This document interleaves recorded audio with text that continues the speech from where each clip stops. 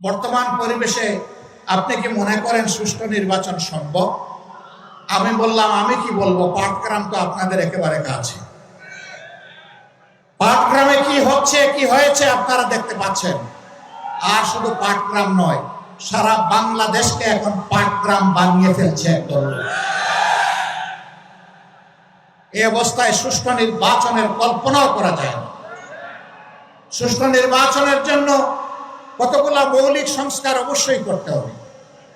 আমরা সেই সংস্কারগুলোর কথা বলেছি। আমরা ওই সংস্কারও আদায় করে ছাড়ব এবং সুষ্ঠু নির্বাচনও আমরা ইনশাআল্লাহ আদায় করে ছাড়ব।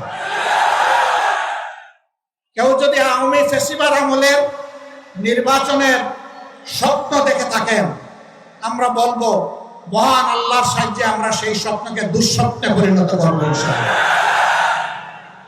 এ স্বপ্ন বাস্তবায়ন হতে দেওয়া হবে না।